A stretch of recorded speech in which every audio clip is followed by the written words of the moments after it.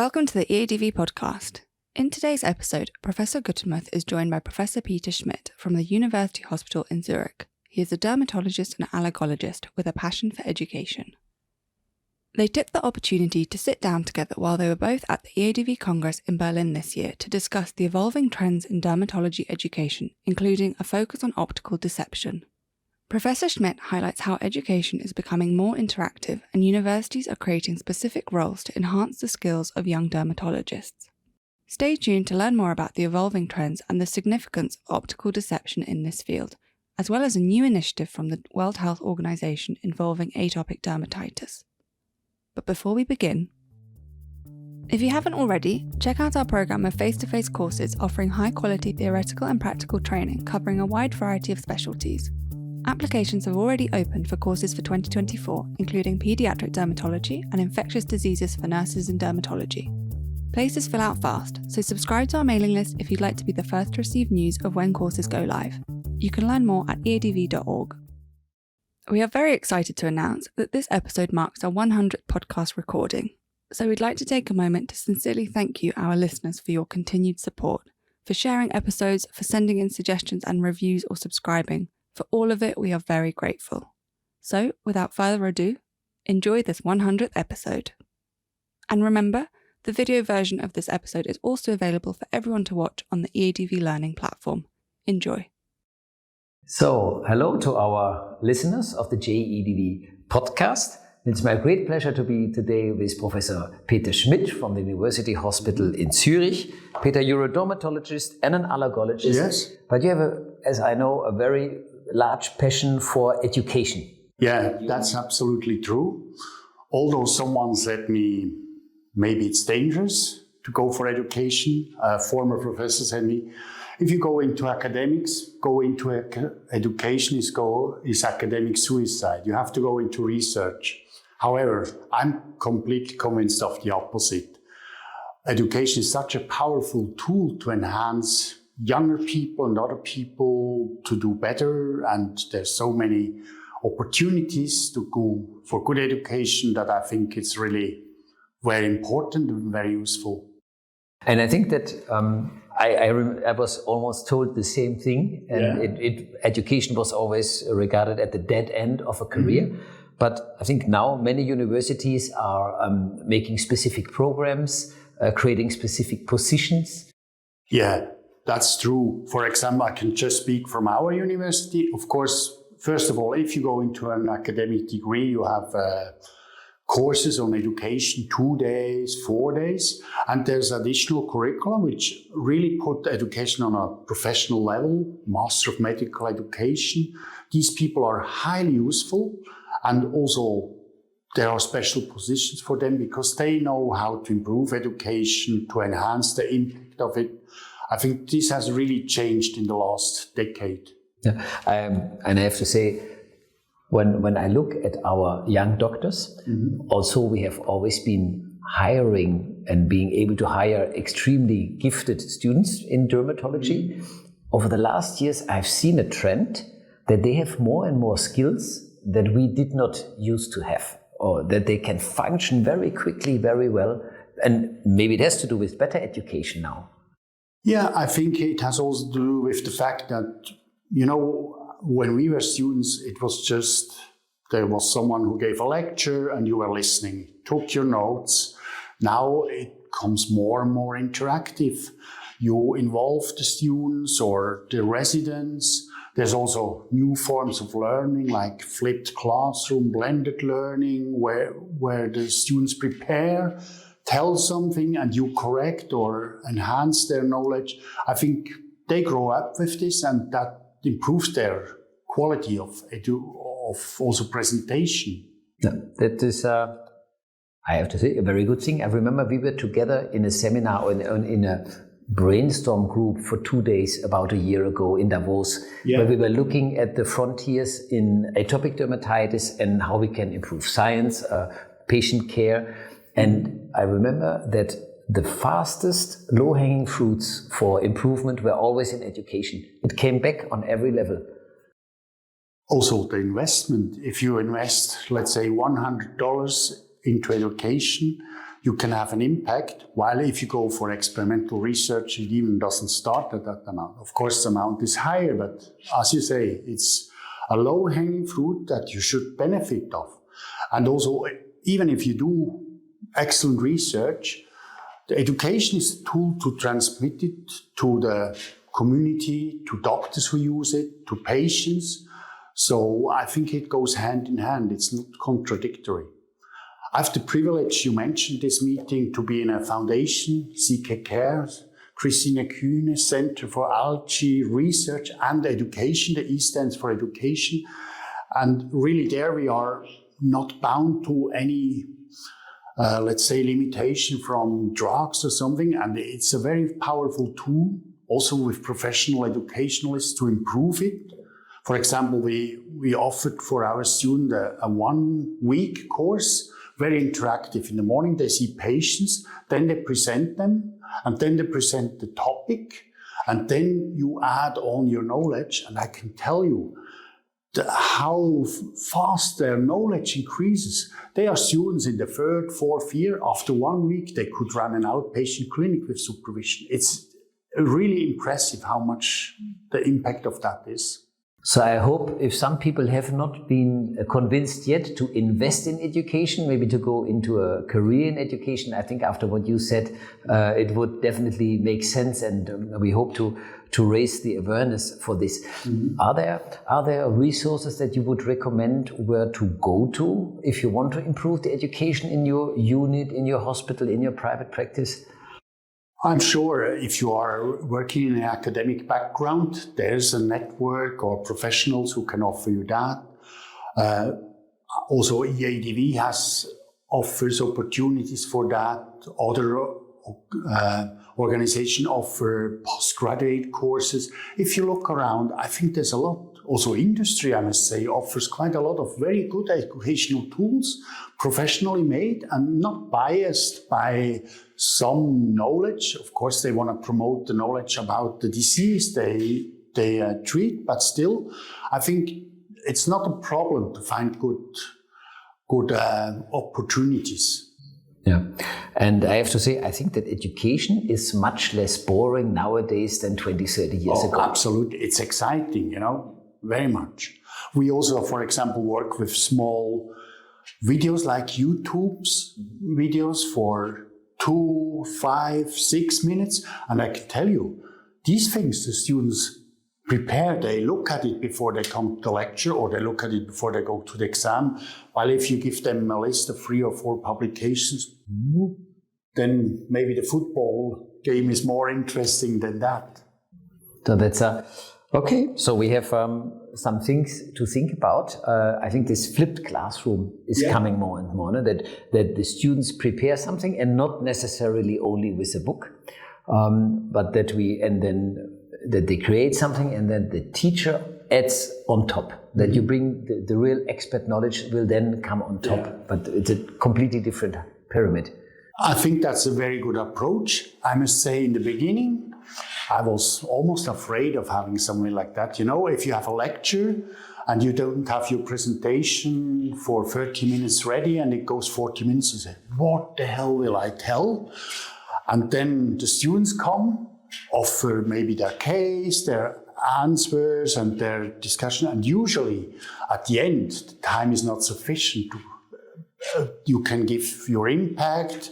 It's very vital, very interactive, and I'm sure the students will keep it much better than if they just hear your lecture. You can still summarize, make some key points or red flags, but it also needs some efforts from us, the teachers, but usually it's really very rewarding. How do you think? We have been talking about undergraduate students, so many of the things that you recognize are also done in my university in Brussels. Also, we would love to do more. I mean, we have to be honest; it's a lot of work to prepare it and to change the approach from having a lecture ready that you can repeat every year. Easier, When I studied in my university, and I followed a lecture in 1996, And I saw on the slides, these were the old slides from the projector. Yeah, the real slides. There was the date. This slide had been prepared in 1977. And the professor kept giving this lecture every year. I think changing what we have takes some time, but I guess it's really worth it. Yeah. If you think, how do we have to change something, how we train our residents in dermatology? I had to study with a textbook and work with patients. That was how we learned medicine as a dermatology resident. How do you think should we do this today? Anything else?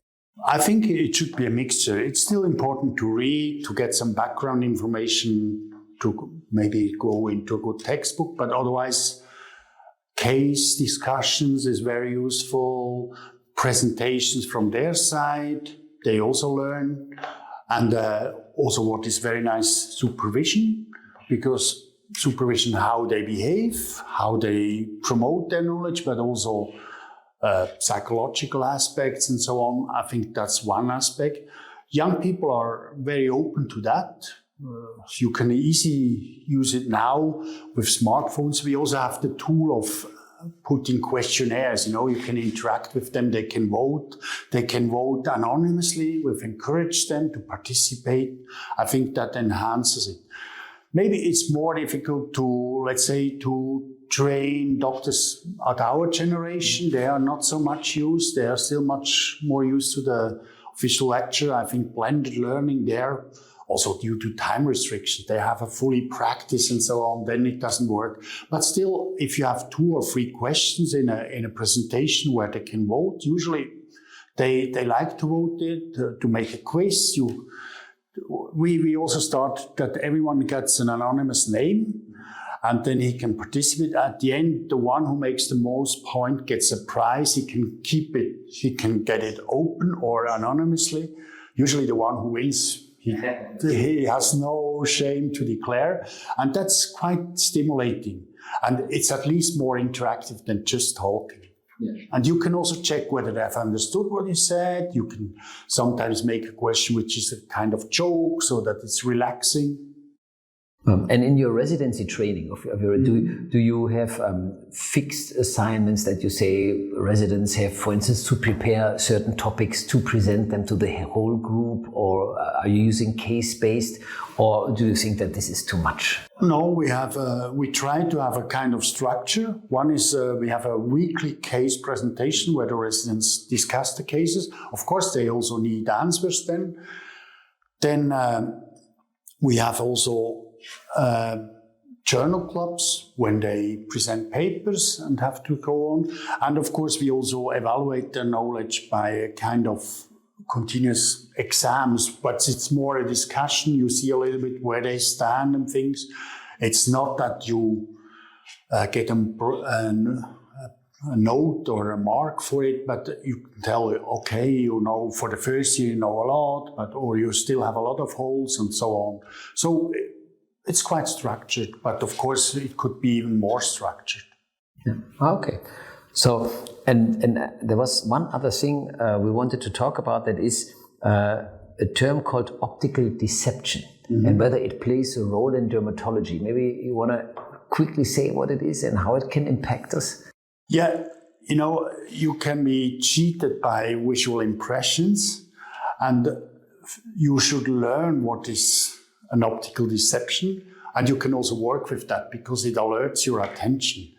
Changing the color of a disease, for example, it doesn't look like eczema. For example, colored skin, things like this can make optical deception. And if you work with that, it's drawing a lot of attention, and it's a tool to educate people to think slightly different than you're used to. That's very interesting. I had to look when you told me that, I had to look this up. And for our audience, it's these classical pictures. For instance, you look and you see a goose, but when you look at the same picture longer time, you suddenly see a rabbit. Yeah. Or you see 2 faces looking at each other, black and white. But when you look in the middle, and then if you look long enough, you see a vase with flowers. Absolutely. And so these are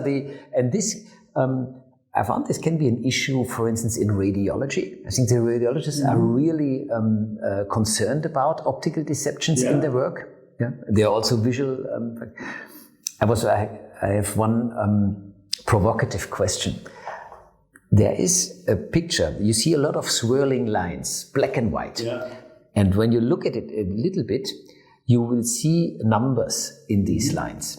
And this is one test where people are advised, if they don't see these numbers, they should not drive at night. It's a text for the driver's license. Do you think that we could use optical deceptions or such a test? May they be of relevance in choosing future dermatologists? That you are very quick in being able to discern. There's a term. It's called the optical contrast sensitivity. So there seems to be a difference in humans how well we can judge contrast and how sensitive we are. It's very interesting. The newspaper I have once a week. It has such a picture. How fast you recognize the wrong number among 100s. It's always a challenge for me. I think it would be an additional tool. I wouldn't say it should decide whether someone enters or not, but of course it helps to work fast. One has also to say we touch here on other things. Artificial intelligence. Computers are much better than we in thinking out something like that. And the future will be a combination of your capacity to recognize disease and the capacity of digital tools. And combined, of course, it's wonderful if you have it both. So we could work on that. You can learn it, but I wouldn't also overemphasize it. Yeah. At what point do you think we should incorporate artificial intelligence training in the medical studies? I mean, it's evolving very fast. Most of us don't use it actively now. Yeah. And but I think we need to be trained. Absolutely. First of all, we need to be trained when it's useful. Of course, this is an emerging disease. For example, if you have 100 nevi and you see the patient a year later, you don't know if he has 100 or 102. So the computer can help you. And then also, I think it's worthwhile to use it critically, but positively. That means you don't believe all, but you don't say it's rubbish. And I guess more and more we have to integrate it quite from the beginning. It will change our future. And of course, we would also like to put our impact into direct it, which I personally haven't yet seen how much I can do that.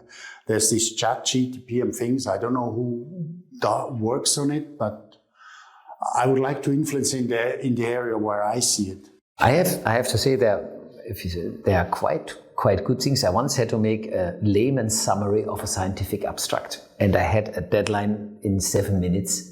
Okay. And I just put my own written text, and I said, make this a layman's text with 200 words. Okay. Then it does something, and it came up with 205 words. So of course I had to check again. Now comes the human intelligence. The artificial intelligence was able to make a surprisingly well layman's summary, but still you need to read to correct. And of course it wasn't for our audience. It was not a scientific manuscript. So I did and then I had to get rid of 5 extra words. But I was impressed how it speed up, how it could speed up my work. And also I live in a country with 2 major languages, and sometimes you write in one language and you need a fast translation which is not your native. It's really useful. I fully agree. It can also give to young people maybe a help how to concentrate some knowledge, an article to get the key points from this artificial intelligence. Then of course your mind comes in. Therefore, it can already be helpful, like the example you gave with the Lehman abstract. Yeah, that was so I could get the deadline. That was nice. You have one very interesting initiative in education. You're working together with WHO. Can you tell us a little bit about your activities here? I'm very much involved in the education and research of atopic dermatitis, and we have also realized that's a very common disease, for example, in sub-Saharan Africa, but knowledge also among healthcare providers is very limited. So with the International Society of Atopic Dermatitis, we approached WHO, and we have now the privilege to work together with them and several specialists to make an online course to know the basic knowledge about AD, what is the clinical feature, are the differential diagnosis, what could be approaches in a setting where with limited resources. Of course, mostly on colored skin, but also where you have already emollients, topical steroids are not so evident to get access, not speaking about systemic drugs. And we are working on that. The WHO will go through it. We'll do a pilot project in one country, how it's understood. And then this will go online, being promoted first in English, then other languages will come on. So we are very excited to see how the impact of that will be. So you're really tailoring educational needs, region-specific in the world, so to say. We try, yes. Mm-hmm. Beautiful. So, Peter, is there anything you would like to share with our audience? I can only say education is really a very powerful tool that can develop a lot of passion. I really think, to the opposite what I said, it gives you a lot of opportunities, and now there's also career paths. If you go into education in dermatology, I'm sure you will find a way and you will be very much looked for. I think that is the perfect finish of our podcast for this week. Thank you very much, Peter, for joining us. Thank you, everybody, for listening. Thank you from my side for this opportunity. Before you go, a quick favour. If you are a regular listener to our podcast, we would love to hear from you. Your feedback will help us improve the show and develop episodes that you are interested in hearing. To participate in the short survey, simply follow the link in the show notes of this episode. Thank you for your support, it means a lot. We look forward to hearing from you. Until the next episode, take care of your skin.